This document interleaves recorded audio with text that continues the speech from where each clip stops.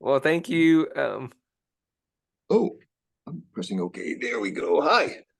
for coming on my show, Paul. What can you tell everyone about yourself? Hi, Ryoichi, and friends. How are you? My name is Paul Gunn. I am a professional.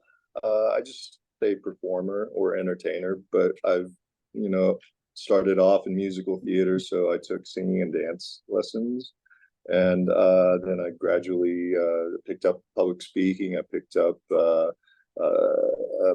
modeling, and then became a fitness model, and I worked for Chippendales for a while, and a bunch of other shows, and then got into stunt work, and then from stunt work I am now actively pursuing a film and television career as an actor and as a producer.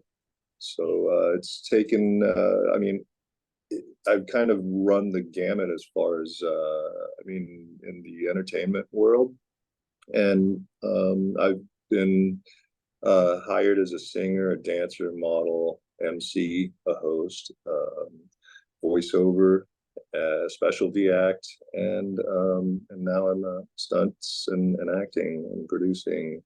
So, gosh, it's just been kind of a wild whirlwind, crazy ride from the time Hmm. I got hired at a place called Six Flags. That was my first performing gig. I was 17, and it was just a musical review show at a park in Dallas, Fort Worth, in Arlington area. And yeah, from that point, I did a couple of conventions in town, and then I auditioned for the cruise ships. I went to work with Princess Cruise Lines and traveled the world. And it was a really good opportunity as a performer because, like, for a long time, I was like thinking to myself, I was like just kind of stifled and Hmm. trapped out at sea because I had to go out to perform. And then when I came back to land, like nobody knew me and I didn't know anybody else. And some entertainers kind of get institutionalized on ships where it's like when you're on board and you're performing, you're being paid for that. But then when you're off and you're not doing anything, it's a contractual thing. So you're not getting any money. So yeah, it was, I was out for about 5 years, and I got to travel to the Mediterranean and the Holy Land, Asia, Alaska, Hawaii, Tahiti, Australia, Africa. Went to South Africa. Went to the Red Sea. It was a really interesting, unique opportunity in the travel. And then also, I had come to the realization that I wasn't really stifled when I was out there. I was, I was like thinking to myself, oh man, I'm on the ships that during the time that so and so, such and such a show is holding auditions, right? And so I'm like, and I felt kind of trapped. But a good thing about it that I come to realize is that when on the nights that we weren't performing our shows, I would sit in the audience and watch other performers. So they had singers and ventriloquists and magicians, Hmm. comedians, xylophone players, hypnotists, impressionists, and they all had like they all had to have an act. And the act, hopefully made sense to the audience. And, it just takes the form of a story, which is kind of what I'm, into now is, with the acting and filmmaking. But, you learn how they structured their show, and you learn how they get the audience engrossed and involved in the show. Hmm. So, for instance, like when you go to watch a juggler and perform, and when they get to their last trick, what jugglers will do is that they have perfect control of what they're doing. They've rehearsed it so many times, so it's just an act. But they'll do this act where it's like kind of hard to do, and then they fail, and then they'll try again, and then they'll fail, and then they'll try again, and then they'll almost have it, and then they fail, and it gets the audience more involved. So I kind of came to an understanding of the structure of of performing and creating a show, and then also how to react if things don't go as intended, Right. or yeah, if there's a prop that's missing or that breaks, if there's a heckler in the audience, how to deal with that. So a lot of it's just kind of fast Hmm. thinking on your feet. Hmm. And being in live shows also meant that whenever there somebody got injured, I'm in the back changing, from the last number, and then the line captain or the manager will come up to me and they're like, "Hey, so and so hurt themselves. I need you to go on for the next number." And I'm like, first off, I was in the number before, so usually you're not in the next number, right?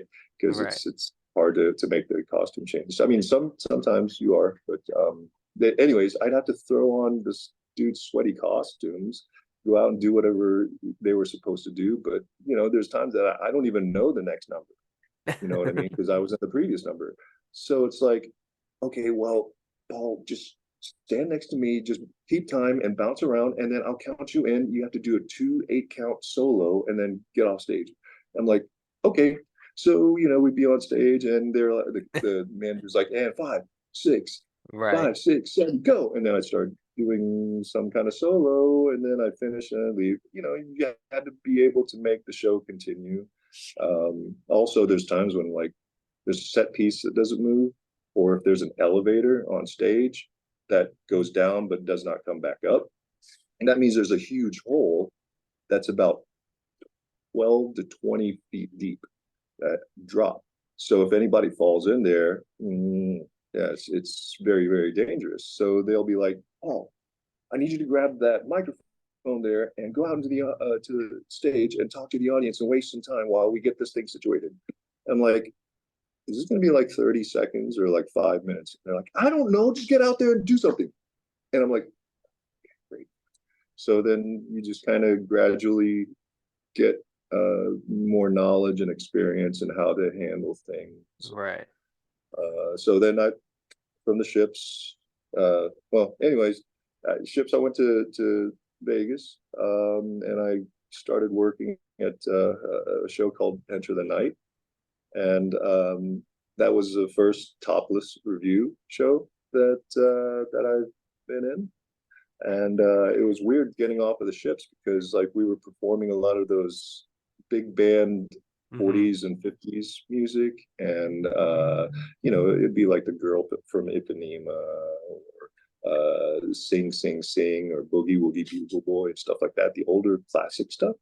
And so then when I went to Vegas and I auditioned for Enter the Night, first I got a job selling cell phones because I didn't know how long it would take for me to get into a show.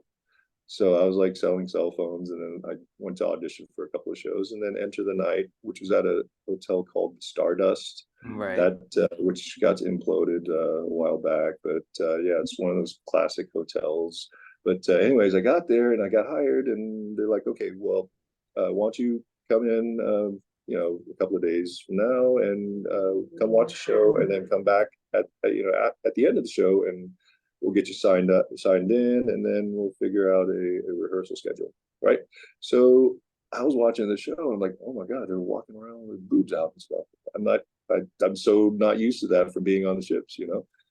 And then afterwards, at the end of the show, I was backstage and I was looking for the production manager, and all these girls were walking around with their boobs all out, and I'm like, "Oh wow, holy shit." And I was trying, like really hard to keep my eyes focused up on their eyes and stuff. And it was just like a weird, surreal, awkward moment.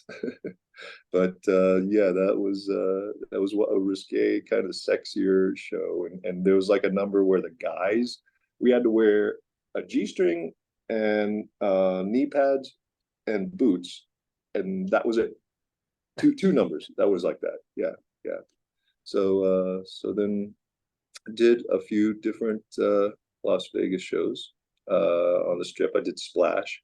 I did a show called Show in the Sky. It was a really cool Mardi Gras parade kind of show, and Hmm. we did a number, and then we throw beads to the people. It was like in the middle of the casino floor, so there were general public walking around, and there'd be children there. So we try to get the beats to the kids or the older folks or that are watching. And then I did a show called Chippendales. That was really a good um, like opportunity for me because that's when I started having to do like interviews, Mm-hmm. and there would be times that we were uh, in Europe or in South Africa, and it would be we would fly in somewhere, and we're on the overnight flight, and you're tired and you're sleepy and you're hungry and you smell like poo. And the production manager is like, okay, hey, listen, Ryoichi, I need you and the black guy and the long blonde haired guy to go to the this radio station to go be interviewed. So a lot of times when interviews happen, you have no idea what happened an hour or 2 hours beforehand. You know, so in this case, I'm like we're tired, we want to sleep, and a lot of times, some dudes are grumpy or whatever, but you had to go to a radio station and you had to speak to the DJs, and they're on coffee and they're wide awake and they are just want to have a good show and have fun, right? And so they try to throw like curveballs at you or poke fun or make a joke or whatever. And then if you can handle yourself and then just laugh and just Mm-hmm. when they ask you something controversial or that's might be embarrassing or whatever, as long as you turn it around and Right, make it into right. a joke or have fun with it. So that's what helped me with being at Chippendales.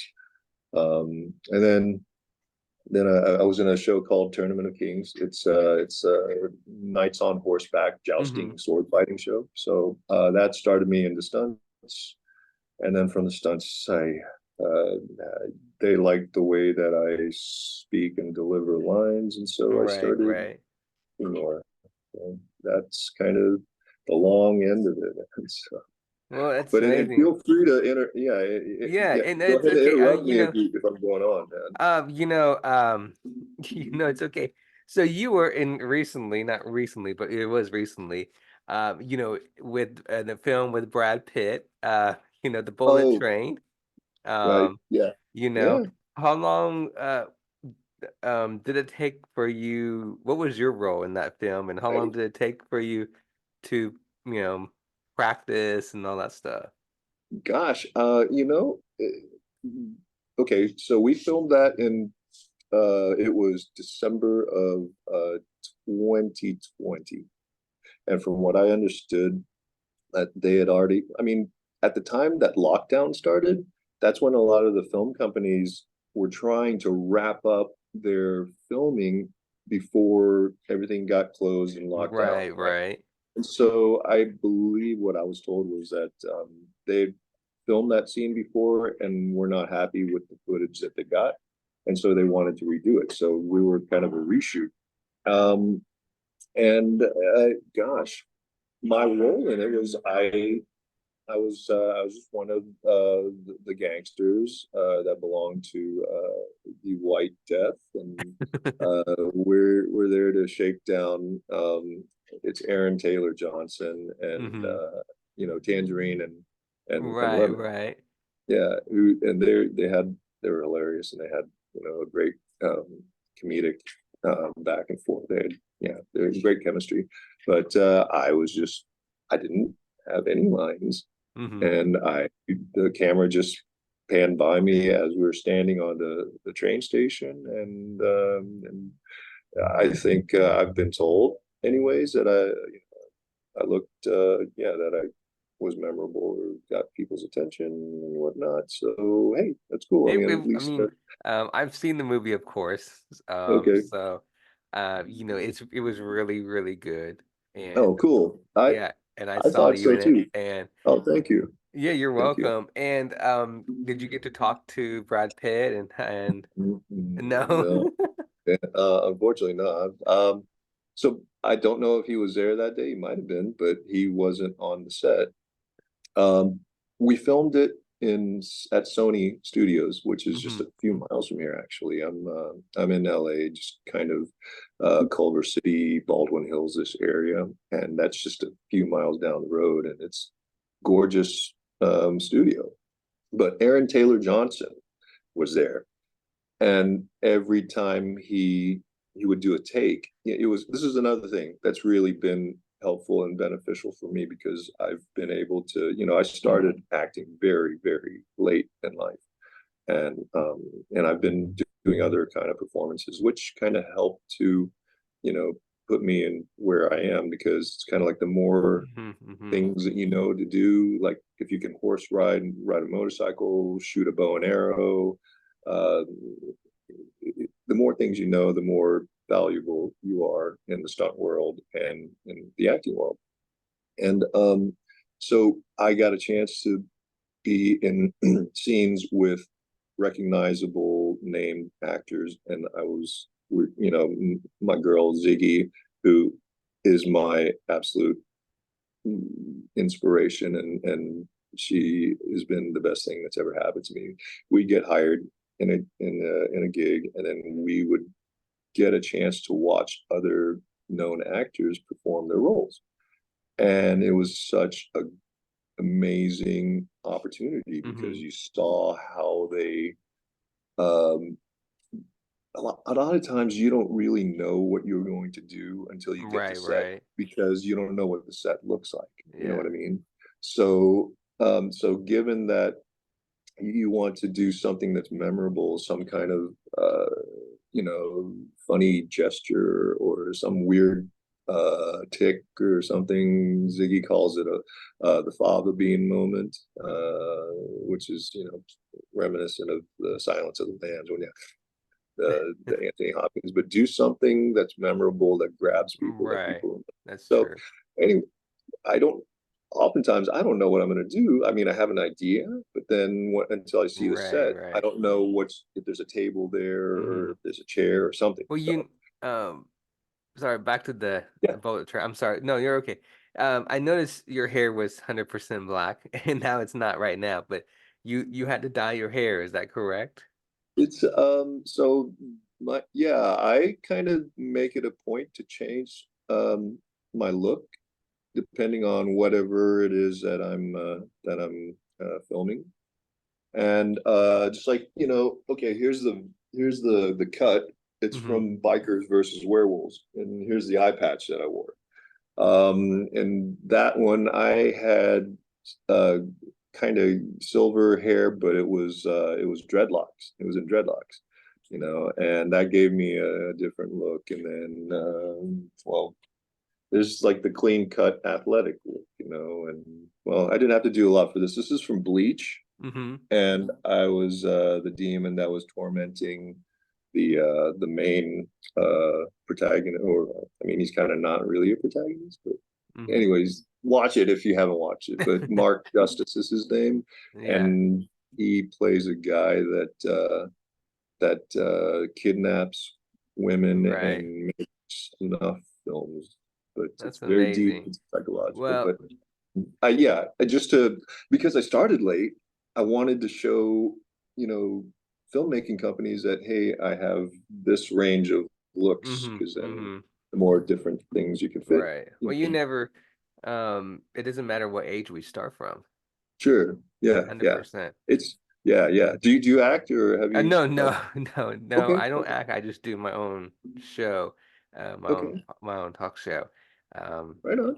and interview from any age, from 7-year-old to elderly, young kids to, young actors, young actresses, and all the way to, adults to, um, get to know what kind of roles they're doing, upcoming roles they're doing, and Mhm. get them out there. That's what my Oh, show is cool. about. It's not about me. It's about you guys. That's I was going 100%. to say you're very excellent in listening. So yeah, I thank do you. appreciate that. My next big question for you is, and I know this is a lot of people are going through this. A lot, a lot of people are going through this. A lot of young actors are going through this. Young actresses are going through this, and even adults. But especially Mhm. more for this question is aiming more for young actors and young actresses out there, who I ask almost every actor this question. So they're probably most likely struggling with auditions. And what I mean by audition is like, when you have a young actor or young actress out there, doesn't, their age, they're excuse me, they're going to auditions. It doesn't Mhm. matter where we live in the United States, but they're Right. going to auditions and they're auditioning and auditioning and auditioning, and they get denied or they don't get denied, and they do it and they think, oh, my hair's long. I got it. My nails are good. My makeup is good for females. Or the guys are like, "What's Mhm. wrong? Am I not? Why? I thought I had the role."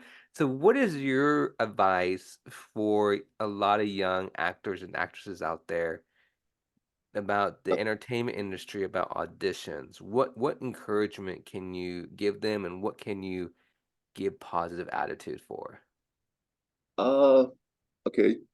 So first and foremost, I would suggest always taking class.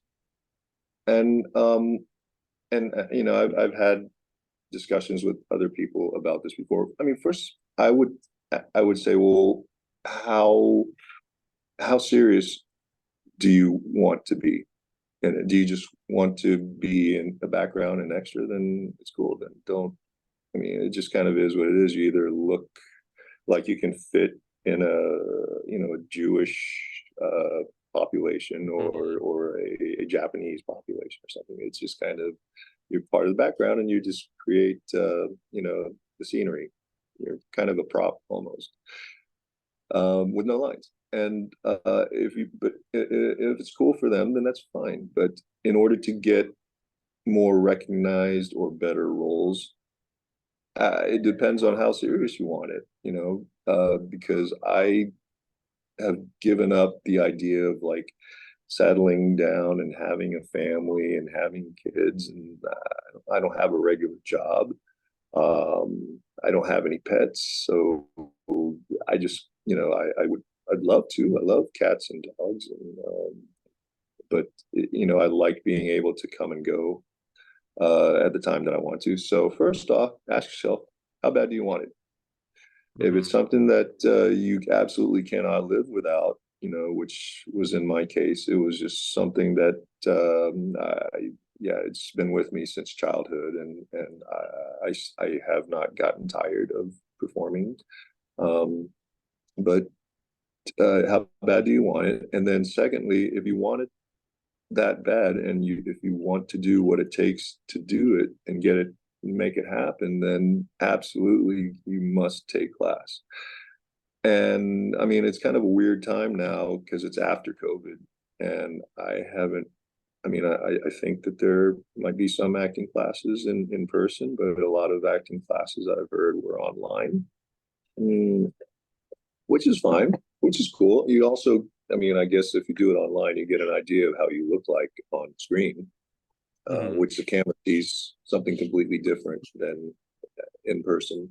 But absolutely, if you wanted that bad, then take class, because the way that I look at it, some people might think of it as, oh, okay, well, I'll take acting class for maybe a year, which is fine. Um, but after I take it, then I guess I know everything I need to know, or whatever.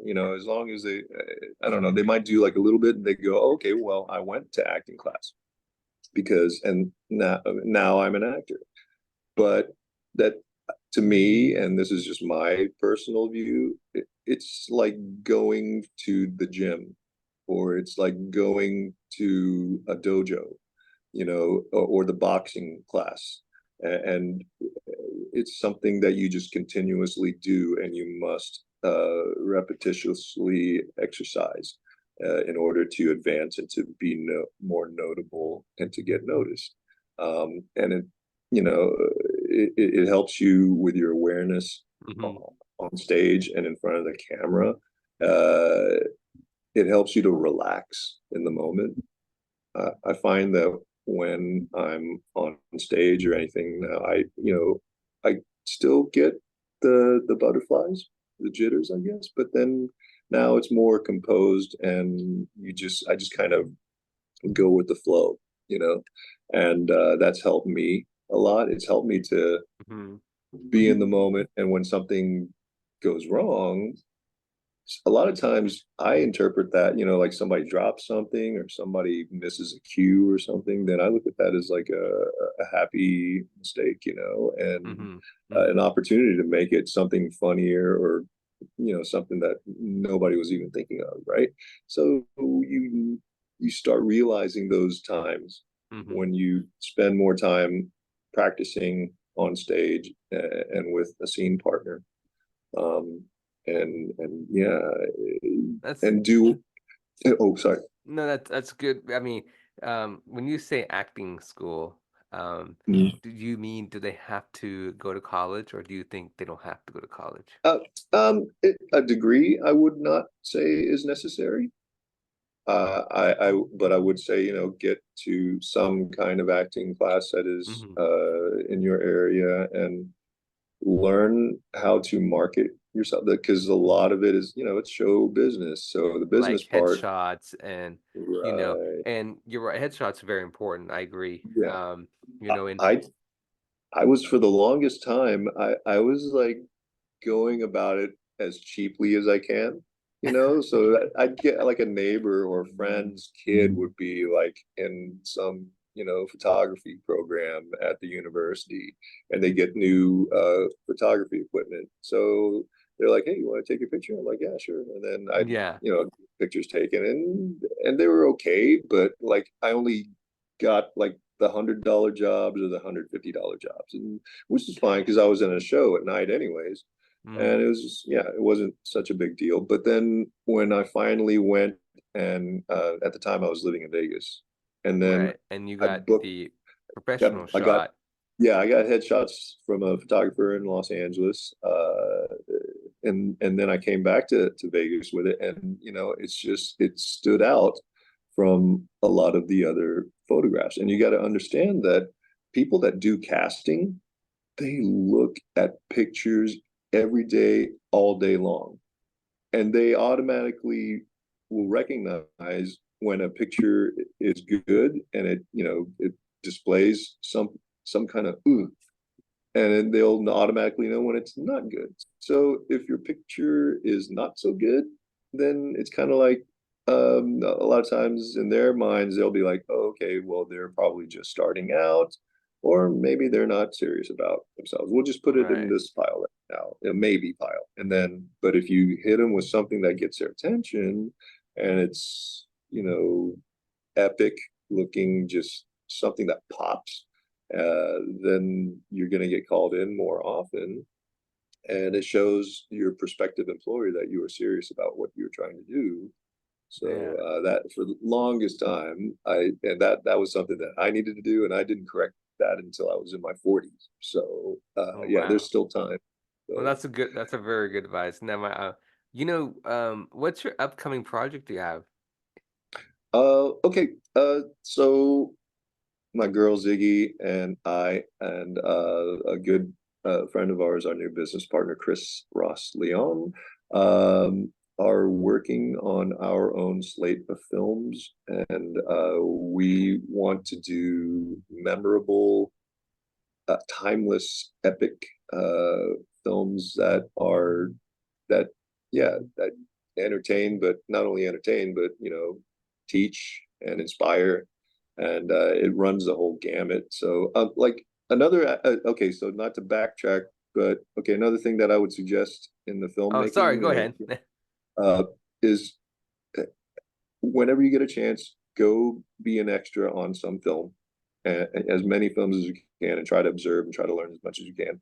And next off, I would say try to learn a little bit about one of the positions Hmm. on the production Hmm. side, because again, especially like with indie films, and films are, I mean, a lot of people are leaving LA, and filming in Atlanta and New Orleans and Albuquerque and all these different places. So, but like there, a lot of them are low budget or they're indie films, and you must be able to know a position behind the camera as well as be in the camera, in front of the camera. So that's, I mean, because like the whole landscape, the whole filmmaking is kind of, it's Right. moving forward and changing, and the concept of like, I don't know about where are you now? Oh, now I'm in By the way, Oklahoma. Oklahoma. Okay, word. Okay, Oklahoma City. Yes. Oh, okay, yeah, yeah, right on. I got a scholarship to OCU. They had a good musical theater program there, but Oh wow, did you come to OCU? I went to audition, and then I was like, I don't know. I got this cruise ship thing, and I was like, okay, well, I think I'll go do that instead, because I was like, I don't think I really need a degree in order to do stuff. But anyways, I almost went there. They have some really good performers at OCU, or in Oklahoma. I worked with a lot Christian, of really right. talented Oklahoma people. Christian, right. Yeah, yeah. That's Um, amazing. yeah. So, anyways, but yeah, like I was asking because a lot of people are leaving LA and they're going in other places and to film. And if you can learn something behind the camera that makes you more beneficial, it also helps you to see the bigger picture of, pre-production, Mm-hmm. production, Mm-hmm. production, and then you get even wider than that. You have to have your, you got to have your investment, your capital, and then you have to have distribution. So, Right. but which is brings me back to what I was going to say. Yeah, Ziggy, myself, and Chris were working on our own productions, and we have a whole slate of films that run the gamut from action, adventure, rom com, sitcom, uh, yeah, some horror, thriller. Not. I mean, we just don't want to be limited, and we want to just create epic, memorable stuff. And Chris is the missing puzzle piece that we had needed for so long. So he brought in like knowledge, and he's taught us about not only in front of the camera but behind the camera too. So That we're is yeah. that's uh, amazing. yeah, yeah, thank you, Roy. But yeah, we're really looking forward to that. And, we're starting to, because we're in the studio now and I have all this equipment with me, and I'm learning a bit about camera and lighting and editing as well. So, yeah, I mean, we've been in the talks with being in production on it's a $24 million film. It has to do with illegal immigration and crossing borders, and yeah, political stuff. And so, anyways, but there's that. That's been something that's on the in the fires. And we have, like I said, like Well, if that's personally, it's amazing that you're gonna make a film about illegal immigration crossing. We as Americans, we need to understand. I'm personally, I love everyone. I accept everyone. So sure, I believe it's important that we make films about that. Also, we need to show people that when we make films about these are folks that are coming and running away from something they're uh, running away from, and yeah, and when we make not me, but when we as entertainment industry make films about people are coming on boats and crossing the border and doing the immigration stuff, we as entertainment industry are talking about these are families, these are kids, yeah, these are loved ones that are risking their lives.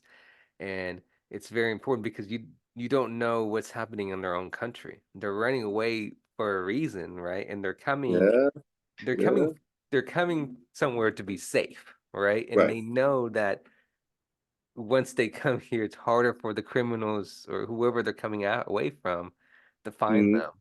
And right, it's risky because when you make films about families coming with babies and their mothers are holding their babies and they're crossing the river or they're getting on a boat and they're leaving everything behind, all their Yeah, furniture, yeah, everything, right? And it's like right. you're watching these and you're just like, how can we as a human being just be so mean, right? We're all human This beings, this right? We're country all was human beings, and right. when you look at kids that go through all this stuff, it's like, hold on, right? That's when we as a human being we need to think. It's like, okay, Hmm. you are Yeah, something's happening in your country. We may not understand what's going on, but we are here, we're listening, and we want to try. And when we make films about it, hopefully, hopefully hopefully. people will see the film and they wake up and they're like, "Oh wow, you changed my Yeah, there's mind. just This is what's going on a lot in of yeah. society." There's a lot of layers and structure that's yeah, that you have no idea what people are going through. Yeah, And we don't know what their family is going through, and I think it's very important that we make films about this, very mhm, documentary films, and stories about them. And then absolutely. that's 100% very important about it because we as a human being we cannot just sit back, right? We have Mhm, to we're if nobody tells their stories, nobody will know what's going on in their life, right? So if exactly. somebody can tell their stories, and then people will understand what is going on in their life, and Yeah. you it's just like you hear stories of family members who are already living here and they're like, yeah, my mother long time ago, my great grandparents came here from Mexico. And they're like, Mhm, wow. And they're like, this is what happened. I mean, they came here. They ran away. I have no family there. right. You're like, wow.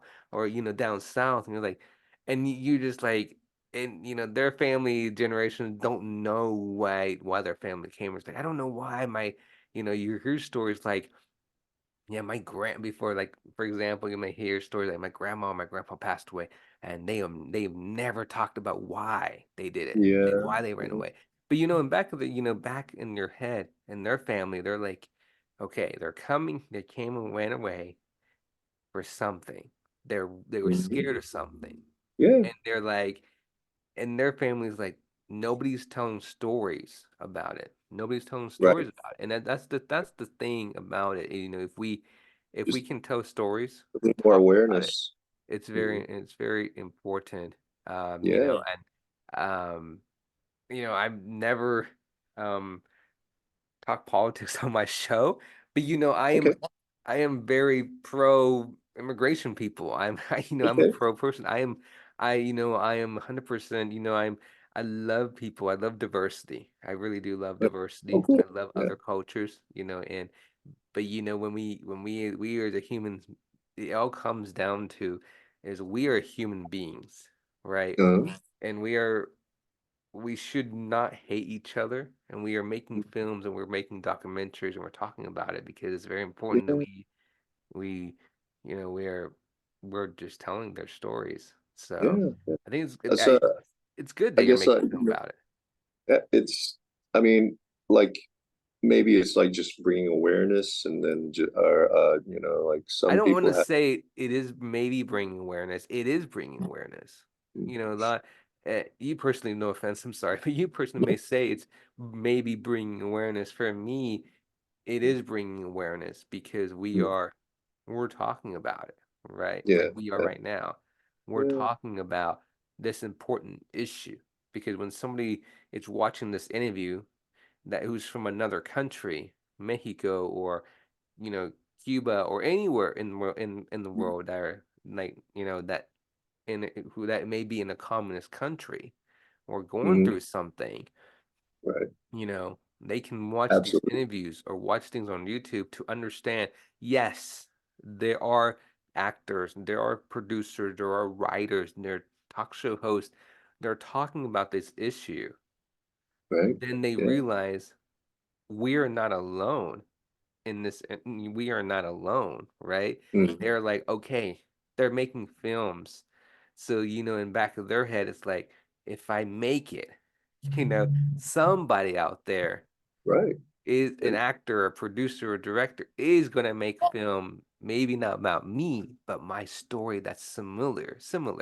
Sure, And they're yeah, like, wow, when they see a film or when they make a when they see a documentary, they're like, that is exactly kind of like my life, how we are going through things, how we are sure, trying to understand what's going on, and that's the thing. It is bringing awareness, and yeah, yeah, we the entertainment industry, we need to talk more about it, more, and make documentary, make films about it. And I yeah. believe that more people and more producers, more directors are making films about it because I hear about it, and I think Uh-huh. that it's very important that they are because Right, if we don't, then we're not telling their stories. And sure.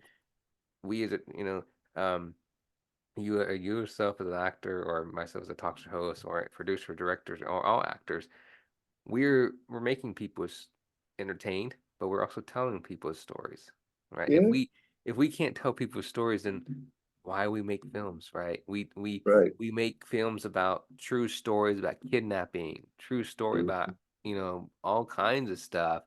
And when you have family members who watch documentaries about, oh my, their for example, Elizabeth Smart, who got kidnapped, by a long time ago, they made film about that. But Yeah. if people don't make films like that, you know, the people who've been victimized or who experienced it, Mhm. they're wondering why nobody can hear me. Nobody Yeah, can yeah. hear my voice. Giving But we're giving them a right, but when voice. we make Yeah. films and we talk Mhm. about it like we are, is that Yeah. we're telling them their voice. There's we actors, we talk show, we the producers, we're the writers. Mhm. We are doing it for them. It's not for us, it's for Right. them. So Yeah. when you release it, it's like, wow, everybody's involved. They're like, wow, this is my story. This is Right. me, right? This is me. Nobody else Mhm. is telling it right except me like Right. this. And that's when we bring awareness and just, I just like Elizabeth Smart. She's out there writing Mhm. books, but she's also telling her story. But they Yeah. made films about her. They're telling about it. And Yeah. Yeah. that's the thing we And then make and then for anybody awareness. else that is going through or has gone through that, then it's like, oh, okay, well, I'm not alone. It gives them hope. Right. And it's very important that it's bringing hope. So, and we don't talk much about it. And it's Mhm. nothing, my personal opinion is nothing to be ashamed of. But Mhm. I love talking about it. I love people that are making films about immigration, Okay. because we need to tell people stories. But I like Yeah. anybody who make films. No, but all directors out there, I love you guys. But we are making films to tell people stories. We, Right. as my host, as myself as the talk show host, I've interviewed people to let them know, to tell them their stories about what's going on. Why Okay. did you come to America? You have people that come from out of the country to come to America to act, do all kinds of stuff, but they're also doing it to say, hey, I Uh-huh. believe, right? But again, it's not 100% like that. It's not 100%. But when we want to make films about immigration, Mhm. that's that, that's the thing, and we need to tell people stories, and I believe people will change their mind. So Yeah. proud of you Yeah. guys. Hey, thank It's you. nothing to be my personal opinion, and it's nothing to be ashamed of. It's something Mhm. that we as folks do need to talk about it. It's Mhm. very important to talk about it. Very important to make films, and I think we should keep making films. It doesn't matter how many films. We just got to keep making films, Yeah. and then also we got to make films about family members that are taken away Okay. by Yeah. ICE, by police because Right. their kids are witnessing this, right? Their Yeah. kids are Yeah. witnessing this, Mhm. and they're like, why is my mother going away? Why is my dad going away? When can Uh-huh. I see them, right? And you have to realize we have to make movies about that because kids are being traumatized, right? Kids are being Sure. traumatized. And so Mhm. if we don't, and then that's where we come in as in the entertainment industry Yeah. to make films about that. And that's the one thing we got to tell. It sounds like you have some ideas to for screenplays. So yeah, we should. For me, you know, uh, you're not the only one who said that. I am, I'm never act. I don't like to act. Okay, No offense to anybody out there, but okay, that's good. I love, if I ever could make a film, it would be Mhm. something like that because, it is very important to tell people stories. I, as myself, who is from, I'm not ashamed to say this, I'm from Japan, right? Okay, yeah. But I'm very serious on mental health as well. I lost three friends to Oh, suicide. oh gosh, I'm Three sorry. friends. Wow. So I'm a suicide prevention guy. I am an Oh, cool. anti-bully, Awesome. 100%. Uh-huh. Um, and I am, I am 100% anti-bullying. So I stand up for any young actors out there from age 6 years old all the way to adult young Oh, actors and young actresses out there. mhm, But I also am a suicide prevention myself as an advocate mhm. to tell Oh, folks that there is hope, there is love, there is mhm. something out there. But Yeah. we as a human being, it doesn't, we have time to actually text friends to say, Mhm, hey, how are you doing? mhm. Let's have lunch or let's have dinner. You know, Yeah. you and we as a human beings is like I tell everybody it's like we can pause 30 minutes of our day to say, hey, check on a neighbor, check on your best friend, say, hey, just show up and drive up and says, here, I brought you coffee at your work, and you never know anybody be like, really? It's like, you really can bring me coffee, or hey, I brought Yeah, you lunch. Let's have lunch. But that can impact people about suicide absolutely. prevention because you're Mhm, showing the person that you care. But it is, we have to show passion, we have to show kindness, mhm. and we can stop bullying, and we can Yep, stop suicide prevention. And that's mhm. the main thing that I'm very advocate about because Sure. we as a human beings need to love each other, and there should not be no hate in this country, and Yeah. or anywhere in the world. Mhm, We have to understand about the loveness about what is going on. We mhm. cannot be, you know, only focusing on ourselves, right? Because our Absolutely. friends, our family members, we Mhm. may not 100% know what's going on in their life, right? And so that's why Yeah. we check out on them. And you can Mhm, it's not just only friends, mhm. acting friends. It's Yeah. great about acting friends because if you're on set a long time, A-list actors are not. You become a family. You want to Mhm. say, "Hey, Yeah, yeah. how are you doing? Let's get Absolutely. coffee, right? Or Right. let's go Yeah. for a walk." But it's something. It's we as a human being we can do to show kindness and show love and and all that stuff. So, Yeah. when somebody Cool. asks me, I could make a film about anything, I would love to. Okay. Me as a person, I'm a very caring, heartwarming person about Yes, suicide you sound prevention it. Yeah. and That's anti-bully. awesome. But I'm very, keep encouraging guy, right? I am very Mhm. encouraging. So keep Yeah. don't Th- you keep going. uh, I tell every young actor and every actress out there, young age, mhm, it's like your passion is this way, right? So you want to mhm. keep going. You want to open that door, and you want to keep Yeah. opening that door and keep opening the door, right? And keep opening the Right. door, right? You don't want to let the door close behind you, right? You don't want to walk backwards, and all Right. these doors are closing, and then when you Mhm. realize, oh no, I should have done the opposite direction. You have all these doors you have to go through again to go Yeah. back where you were. So it's Yeah. always a good idea just to Just keep going. keep going. Yeah. And that's why it's very important to just keep that passion going, right? Yeah. But Yeah. it's important to do what we got to do. Yeah. Absolutely. And that's we should all strive to be better than the day before and to leave this planet better than we found it. That's what Yeah. I try to do. So anyways, yeah, I totally agree. How long did you live in Japan before immigrating or leaving or Ooh, good question. Sorry.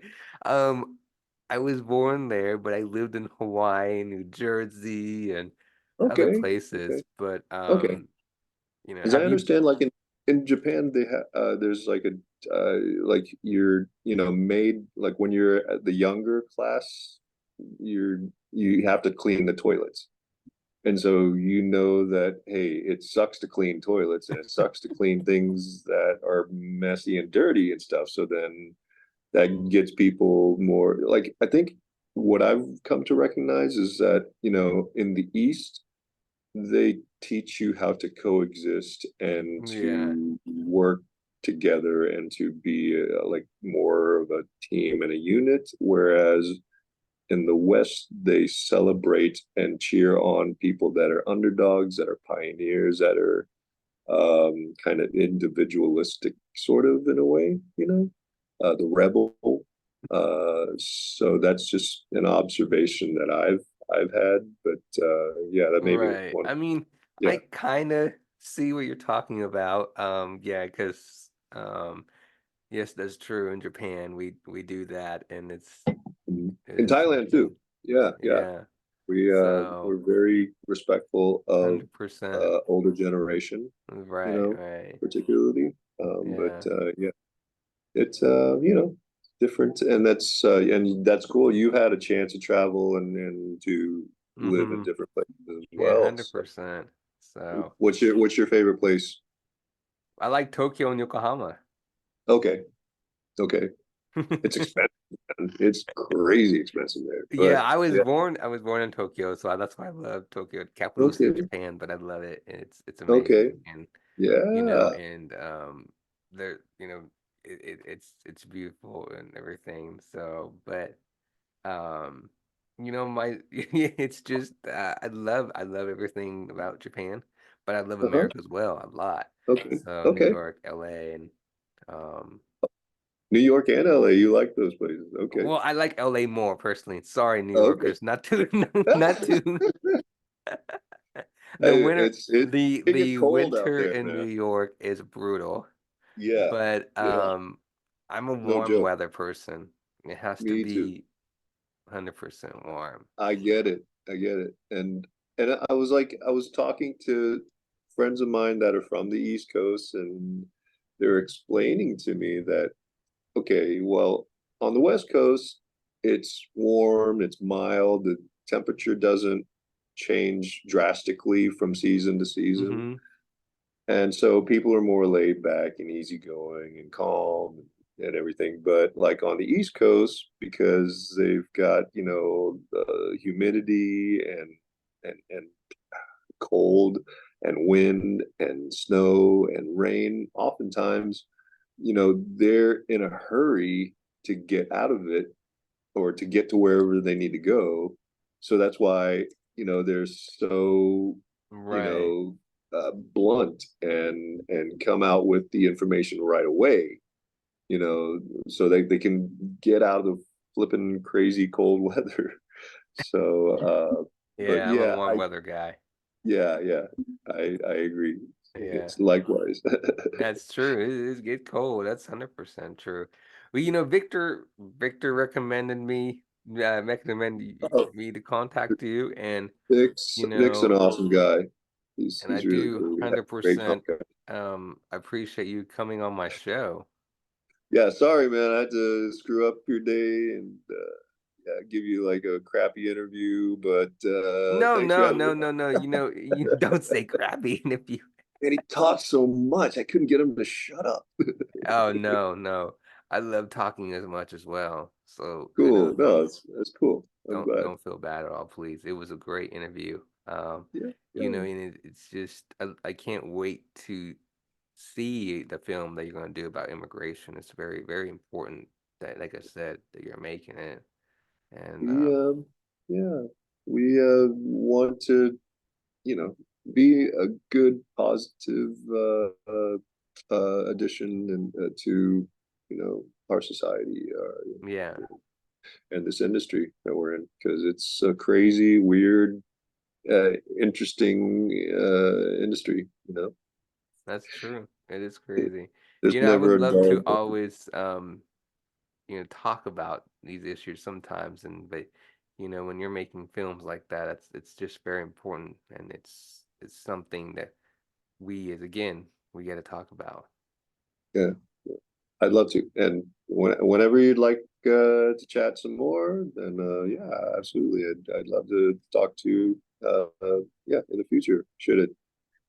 Oh, let's see Yeah, how yeah. your You know, viewers like you're like I said, it. you're always welcome. You're always welcome back on my show.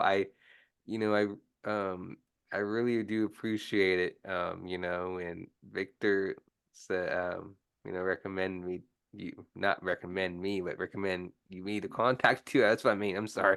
But and I was so happy because I like I said, I saw Bullet Train and you're so easy to recognize with the cool sunglasses and you're walking and Oh, cool. because I'm glad. when Victor was talking to me about yeah he was on Bullet Train and I looked on your Instagram and I saw the little trailer and I was like yeah this guy yeah I know I was like I don't know where in the movie I saw him Oh, that's but a yeah weird, goofy it looking was guy. really really cool I love the Bullet Thank Train you. because I'm from Japan so I saw the movie Mhm. Bullet Train and it was Right. That makes, yeah, 100% just like Japan. The trains going on the station and you know, and that was in, yeah, that was at Sony, and part of it, one side of it was green, was like a completely green wall, so they superimposed I don't know, it was like the moving part, but then the train on the right, that was actually there along with the platform. yeah. Where but yeah, it was a lot of fun. And uh, watching Aaron Taylor Johnson, every time he would come out, he would do a different delivery, and so they had all these different, footages to choose from. So, and it was interesting, to see where he went with his line and stuff. So but yeah, yeah, it was a lot of fun. And I remember after I filmed, after I went there to film it, I was telling people, "Hey, I worked on a Brad Pitt film," and they're like, "Oh, okay, sure, whatever." And then they, "Oh, okay, that's nice, Paul." And then, so what else you been doing? And then, so it didn't really register.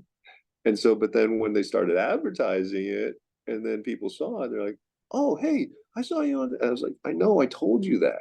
I was Oh, but anyways, yeah, nobody believed me. Oh, that's one. It was a wonderful, amazing movie, and Cool. I'm so Yeah. happy for you. Thank And you. Thank you. yeah, thank you for coming on my show. I'm grateful to that you have me, and I appreciate you being able to listen to my weirdness. And thanks to everybody that stuck around to the end of the Yes, video. you're very welcome, Paul, and please, you're always welcome to come Okay. back on my show. I can't wait to have you back. Awesome. Cool. I appreciate it. Thank Thank you you, brother. again. Yeah. Have a great rest of your You day. too, and I'll talk to you soon. All right. Bye. Bye bye.